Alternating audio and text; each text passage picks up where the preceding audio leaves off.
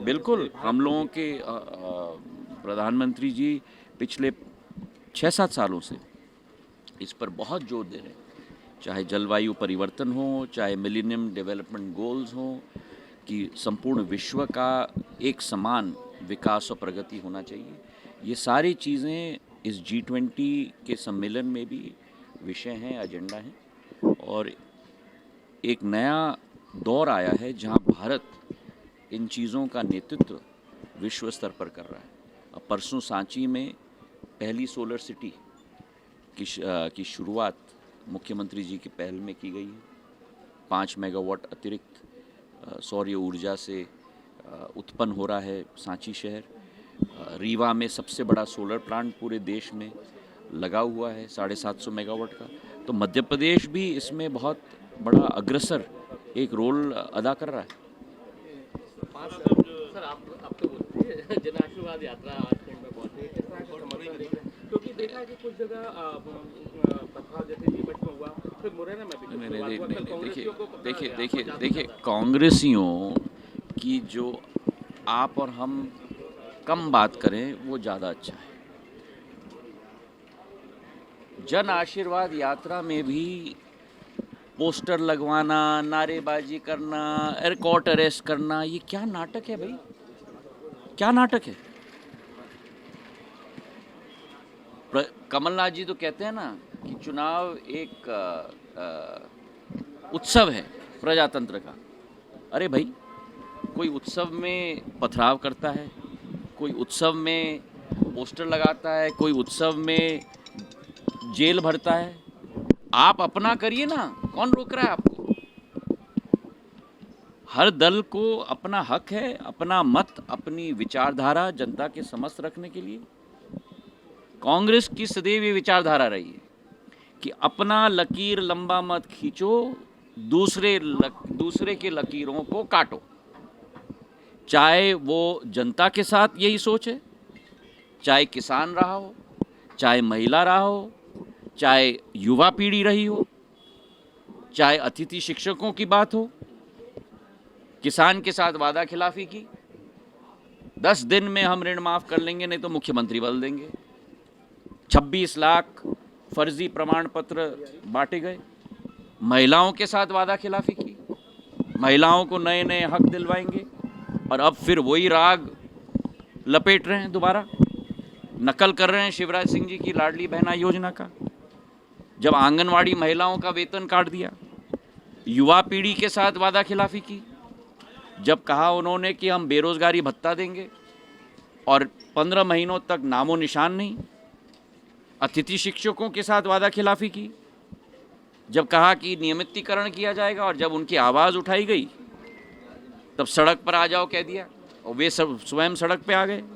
और आज शिवराज सिंह जी ने जो कदम उठाए हैं, मैं उनको दिल की गहराइयों से धन्यवाद देना चाहता हूँ कि उनका मानदेय डबल किया है, उन आरक्षण उनके नौकरियों में 50% तक बढ़ा दिया है, उनका अनुबंध 1 साल तक कर दिया है, बोनस हर साल देने का कार्य किया है, हर पीरियड के आधार पर नहीं लेकिन हर महीने के आधार पर उनकी मानदेय देने का निर्णय लिया है। ऐतिहासिक कदम लिया है उन्होंने। तो आज अगर इस प्रदेश को कोई भी पार्टी या सरकार आगे ले जा रही है तो वो भारतीय जनता पार्टी है। चाहे ग्वालियर की आप बात करो, भिंड की बात करो, मुरैना की बात करो, रीवा की बात करो, महाकौशल की बात करो, निमाड़ की बात करो, मालवा की बात करो, सागर की बात करो, बुंदेलखंड की बात करो। केन बेतवा परियोजना 44,000 करोड़ रुपए की योजना, इंटरलिंकिंग नदियों की, जो प्रधानमंत्री स्वयं शिलान्यास करने वाले हैं। 10 लाख हेक्टेयर भूमि संचित होगी।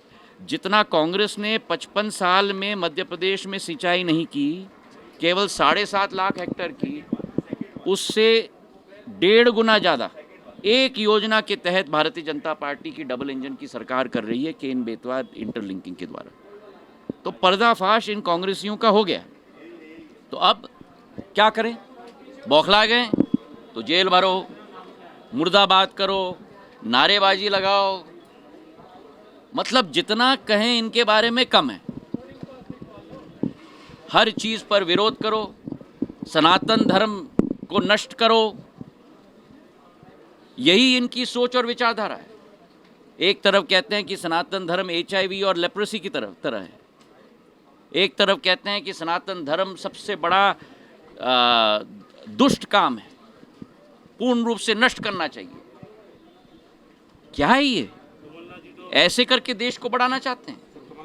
यहाँ G20 चल रही है और कांग्रेस के नेताएं ब्रसल्स में जाके भारत की आलोचना कर रहे हैं। मतलब मुझे तो आश्चर्य होता है कभी कभी कांग्रेस पार्टी पर भाई। और ये I.N.D.I.A, और इसलिए मैं कहता हूं अपने भाषण में, ये लोग 28 दल इकट्ठा हुए हैं एक लहर देखते हुए। लहर भारतीय जनता पार्टी की केवल नहीं, NDA सरकार की केवल नहीं, लहर 140 करोड़ देश की जनता की। और इसलिए मैं कहता हूं हर बार कि एक तरफ ये I.N.I.A का गठबंधन, घमंडिया गठबंधन, शून्य की सरकार है, और प्रधानमंत्री नरेंद्र मोदी जी के नेतृत्व में पुण्य की सरकार है। और ये जन जन तक आपके द्वारा मैं हाथ जोड़कर निवेदन करूंगा कि ये संदेश भी जरूर पहुंचाएं। बहुत बहुत धन्यवाद। प्रदेश में 5 से ज़्यादा सांसदों को टिकट देने की तैयारी है, क्योंकि जीत। देखिए, इस पर मैं कोई टिप्पणी नहीं करूंगा, ये भारतीय जनता पार्टी का शीर्ष नेतृत्व निर्णय लेगा।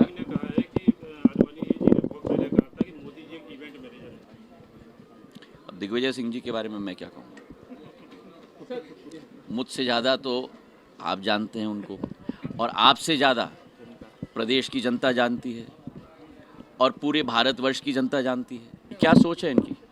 भारतीय जनता पार्टी महिलाओं को आगे बढ़ा रही है, भारतीय जनता पार्टी किसानों को आगे बढ़ा रही है, भारतीय जनता पार्टी आम मजदूरों को आगे बढ़ा रही है, भारतीय जनता पार्टी नौजवानों को आगे बढ़ा रही है। मध्य प्रदेश में कांग्रेस पार्टी ने 2018 में भी आईफा अवार्ड पर अपना ध्यान केंद्रित किया था, और अब आप कह रहे हैं कि दोबारा आईफा अवार्ड। तो मुझे लगता है कांग्रेस पार्टी को अपनी बोरी बिस्तर बांधकर बॉलीवुड चला जाना चाहिए।